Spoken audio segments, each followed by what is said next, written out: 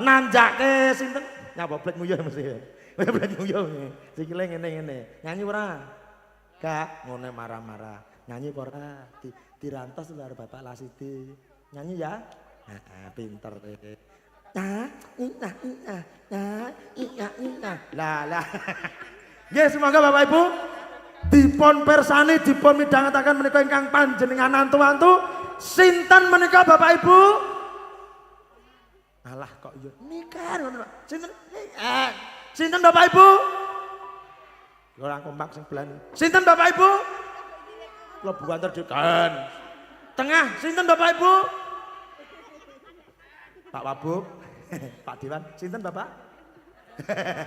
Iya.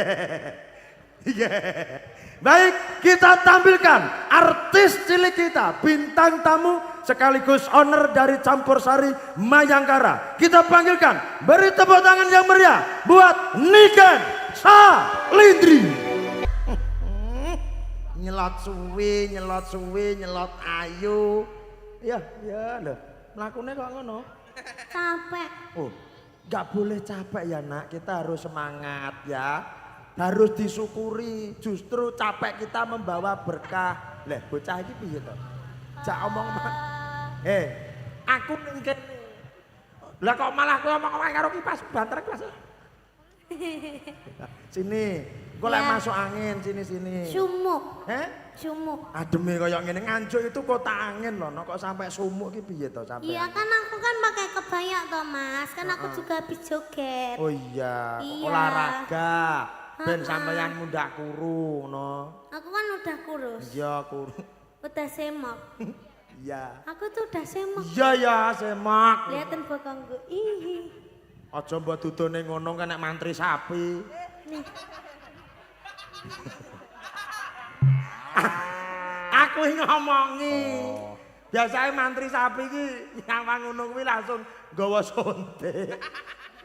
Makanya hati-hati aja usah dipamerno. Padane sapi Ora lho, aku mau apa ya terus mantrine ki picak motone kok. Ora ning ngono. Ngene lho. Oh ya bokong kaya kebo ngene kok. Malah kebo, malah gedhi terireng ngawur. Lah ya ireng ah. Pancen wong Jawa. Ora ning ngono, ngene lho. Ya kebo kan kewane ireng apa nek ya enek kebo bule enek ning lek ning Jog. Kowe iki lho kaya aneh-aneh lho. Wis to, sampeyan iki mbok kuru, mbok lemu awake sampeyan ki tetep ayu, tetep ditresnani karo sutresna budaya mliginipun warga masyarakat ana ing Indonesia. Ngono lho. Kowe mbok kuru, mbok lemu wis bersyukur. Mangkane lek lemu aja sampe mbok kurokne. Lha apa? Lah engko dikira kena gula kowe. Ya ora to Mas. Namanya orang itu kan pengen cantik, tampil cantik. Nah, biasanya kan idamane wong-wong lanang-lanang kan biasanya sing kurus, sing putih, sing cantik yang glowing ngono lho Mas. Lah aku ora e. Lah idamanmu sing piye? Wedok pokok. Pedes gelem. Ora, maksudnya wedok wong. Lah iya. Gak tambah ayu. Dikai tanggoku, anu sing merongos gelem. Gelem le. Ya. Masa bojoku terus lagi kok. Mbak genuk kae ya. Nyopot untumu. Nak, alhamdulillah awake dhewe sak kanca pinaringan sehat ya ta. Dina iki saged sowan ana tlatah dusun Melaten Gandu Bagor Nganjuk. Nang daleme Bapak. Bapak iki lho. Ndi ta? Bapak LCD. Loh. Ya ampun. Kowe engko ngapunten Pak nggih. Namine lare alit ngapunten. Wis iso maca ora. Ya. Apa jenenge sapa? Mosok kaya ngono LCD. Ngapunten Bapak nggih. Kula niki lho. Bapak L ala SIC DID dibaca LCD. Loh. L ala SIC DID LCD dibaca Tahwisi. Loh, kok malah tahwisi? Luwe Mas. Wong wis dahar kok ngono sampeyan wis maaf nggih. Bapak Lasudi dalah Ibu Jumini. Iki dina iki mengku gati resepsi nindakke darmane wong asepuh. Anake sapa? Loh. anake putrane Pak Lasidi karo Bu Jumini iki lho rabi. Jenenge iki Mbak Devita Tri Ramadhani. Lah pikantuk jodoh ya kuwi Mas Imam Suyuti. Anake sapa iki? Putrane Bapak Tanek Suwito dalah Ibu Yusmiati. Wi metenge Pak Tanek biyen ibuke munek-munek. Loh, jenenge Pak Tanek. ngene lho nak, bocah iki. Yo jenenge ya bener. Ayo mesti mau munek-munek kok. Ya munek-munek mergo ya bobot. Ngono lho. Dadi iso lek Mbak Devita iki bobot muga-muga ndang bobot. Celukane sapa? Sapa?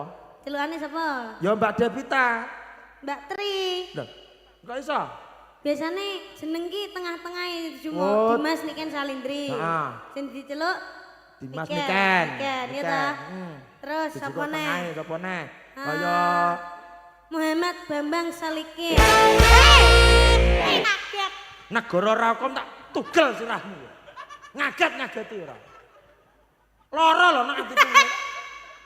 Kok kuwi to, Mas? Saking abote. Dijikuk tengahe. Dijebut nang Bambang. Bambang. Terus sapa Terus neh? ana Muhammad Asad Alfinas. Alfit. Heeh, Muhammad Asad Al Mansur. Alfinas sapa sapa? Celukane Alfinas. Asad. Ya, terus ana Muhammad sapa jenengmu? Ipan Iblis Saiton. Ya. Sing diceluk setane. Lho, urung enak lho jeneng Arab Saiton, kok kamu jenengno Saiton. Wong apik kuwi. Soal alkoholiriah iki ya. Heeh, didongakne ngantene, Nok. Ya, alkoholia jenenge. Mergo bapake doyan gendul ngono lho. Ya, iki bab apa Mbak Devita. Mbak Tri dan Mbak juga Tri. Mas Imam Suyuti. Sing diceluk berarti Sune. Lho, tengah ya. Tengah Oh, berarti Mbak Tri karo Masu. Parapo enak. Su itu linuweh. Ya toh artinya su itu linuweh. Suwi. Loh, iki rek. Su itu artinya dalam bahasa sastra Jawa, kuwi artinya linuweh. Ya ya. Subagya, muga-muga uripe bagyane luweh-luweh. Kuwi bahasa sastra Jawa mudeng ra. Ya. Ha ya. Ya. Mudeng ra. Tengah. Kowe ngidu tenan we. Ora Mas. Urung klomo aku. Ya didongakne ngantene nak. Semoga menjadi keluarga yang sakinah mawaddah warahmah. Amin. Semoga langgeng til jannah wa il jannatan. Apa Mas? Mbah. Aku ora tau ngaji ya, Mbah. Apa kamu? Semoga langgeng, Langgeng. cepat diberi momongan. Ya, sing soleh Semoga langsung. sehat selalu, Amin, saling mencintai dan saling melengkapi. Amin. Dengan adanya keluarga yang baru harus menjalankan hidup baru yang berbahagia. Amin. Kayak tau nglakoni ya. Ya Allah, iki genep anak wong jantungan modar kowe lho karo. Ini kan anjen campur sari hek-hek tapi. Ya, iki uga karawan ya ta. Heeh. Tamu agung. Bapak. Ijil saking Kadipaten Nganjuk. Oh. Panjenenganipun Bapak Wakil Bupati beserta Bapak Dewan. Oh nggih, sugeng midhangetaken, sugeng rawuh. Bapak sinten? Lho piye ta?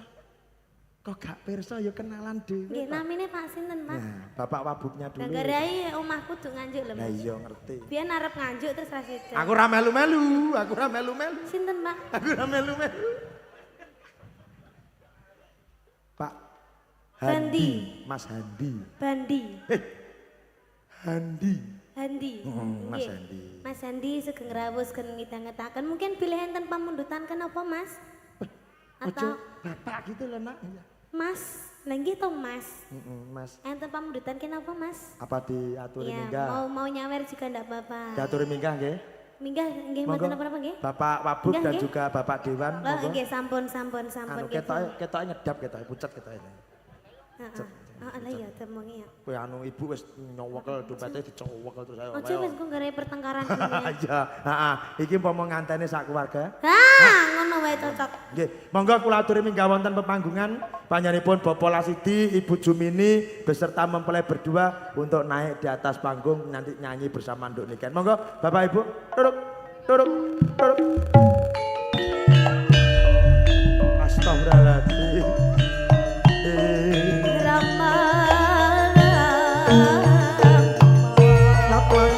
Kang sor soroting pandang tumuluk.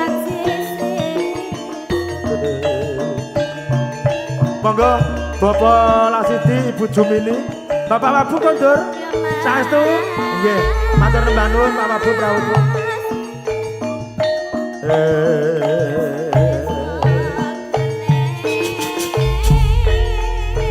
Monggo badhe Vita kalian Mas Imam, sayo sing rukun dua lolo.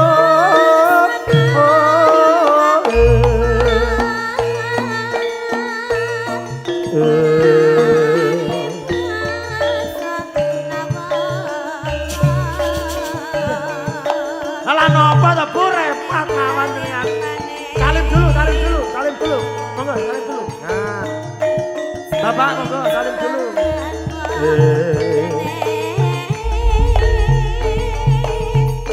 Sing sayo sing rukun dua lolo.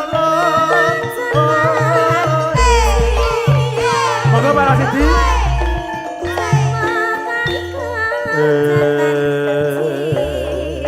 Mbak Davita sama Mas Imam monggo.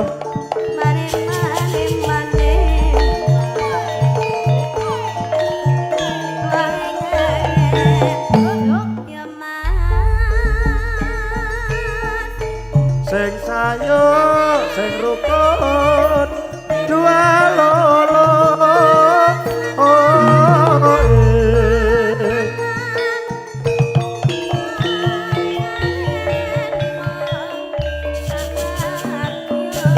Ngaturaken sugeng kondur Bapak Wakil Bupati beserta Ibu sugeng kondur, mugi-mugi anggenipun kondur tansah jinangkung rahayu wilujeng slamet kagem Bapak Wakil Bupati Nganjuk.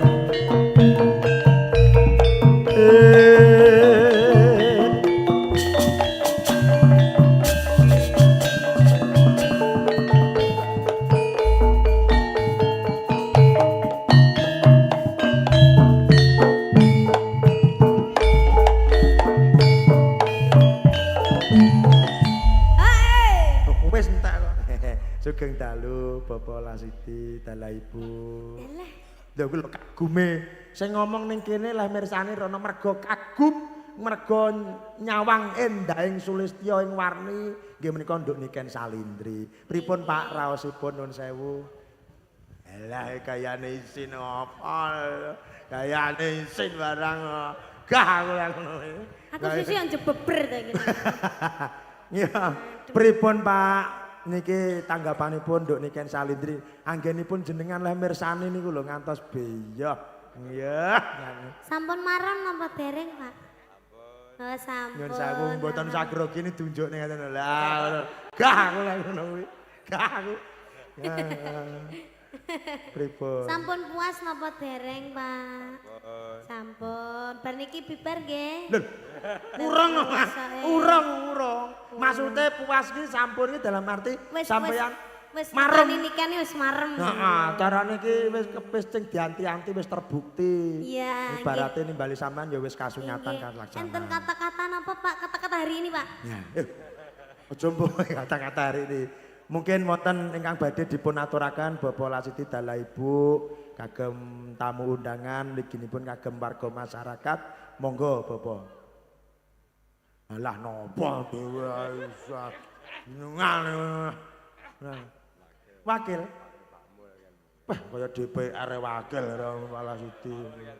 Nggih, nyuwun pangapunten menika Bapak Lasidi mboten napa niku mboten saged anggenipun pawan ngendikan amargi grogi. Nggih, terus Ndredeg menika sesulih. salajengipun dipun gajuli. Ya aja digajuli. Sesulih. Sesulih-sulih. Sesulihipun monggo Pak Mul. Monggo. Nggih Pak, harus Pak Mul nggih. Pak Mul kibot. Monggo Pak Mul. Pak Mul, dudu Pak Mul kibot. Enake bumul lho. Iya, monggo Pak Mul. Nah, iki turuk peluk dak. Monggo Pak Mul kula aturi jengkar saking sasana Palengan ujung. Wonten ing sasana Paluan. Ditulungi kan.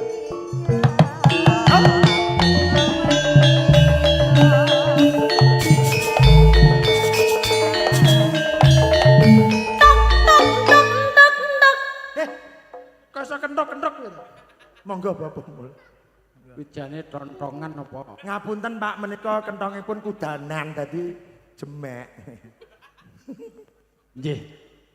Ing mriki kawula pinangka sesulih saking panjenenganipun Bapak Lasidi sekalian Ibu kanthi atur Assalamualaikum warahmatullahi wabarakatuh. Waalaikumsalam. Anamung boten katalumpen pilih Bapak Lasidi sekalian Ibu ugi sekalian garwa anamung ngaturaken gungipun panuwun ingkang tanpa pepindhan bilih ing wekdal punika Bapak Lasidi sekalian Ibu mangayu bagya palakramaken dumateng putra-putrinipun ingkang sesilih panjenenganipun Dimas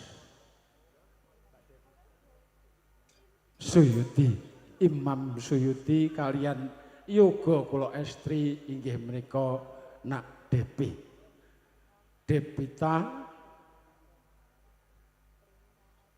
Tri Rahmadani karena anak wedok lali pramila mekaten kanthi angkrawuhaken wontenipun campur sari mayangkara ingkang dipun pandhegani inggih menika ning Niken Salindri saha sak kanca ugi Mas Dopan menika termasuk kanca. Oh ngaten Bapak injih. Pramila mekaten anggenipun paring pasugatan palenggahan ingkang arupi napa kemawon kula pinangka sesulih saking panjenenganipun Bapak Lasidi sekalian Ibu saha sak garwa putra ngaturaken pangapunten ingkang saageng-agengipun. Yektosipun Bapak Lasidi sekalian Ibu menika memang piyantunipun mendel. Nggih. Isinipun sabin 8 hektar digarap kiambak. 8 hektar niku. 8 hektar, Pak. Mangkane dumateng panjenenganipun nek kan matur rada ewet. Oh ngaten. Isine namung nyambut gawe mawon. Pekerja keras Niki menawi mawon gadah nadar utawi uni. pripun Bapak? Nek Unipun nadaripun. anakku wedok sak wayah-wayah oleh jodoh aku arep nekakne ning Niken Salindri. Mara-mara ya sluwenuk rono dhewe.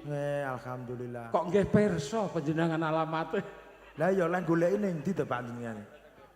Wah, tangklet ning gudang garam. Tangklete nggih mboten main-main, tegane pabrik gudang garam.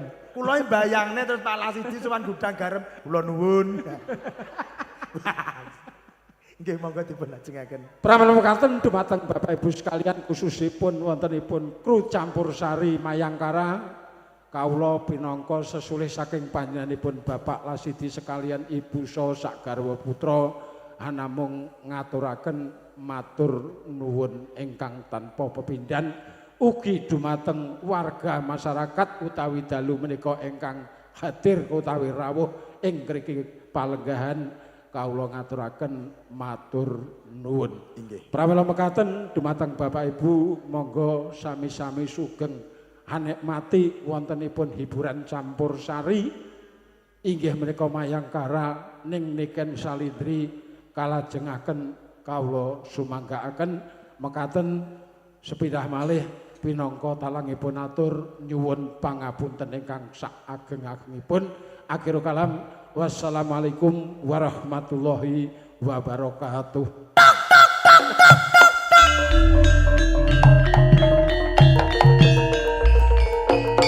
Sapa marahi ngono kuwi? Enek wong sambutane gak oleh ngono kuwi. Dosa. Lha wis berak sambutane. Tapi gak oleh ngono. Tok tok tok. Nggih, Pak Dewan, Bapak Suprapto saking Sekaran. Monggo Pak Niku Suprapto. njenengan garap niku. PR wae digarap. Lah wulan 10 ya tirawuhne lho niku. Nggih to. Bulan 10 wingi niku. Nggih. Malah ra ngejak aku. Bintang tamu e. Peh, kok ping 3 apa ping 4 terus mlayu e. Kowe bintang Pindah. tamu kok nggih lho, Pak. Kowe Niki endi Mas? Lho, bocah iki oho gitu. Ya kita demikian calindri.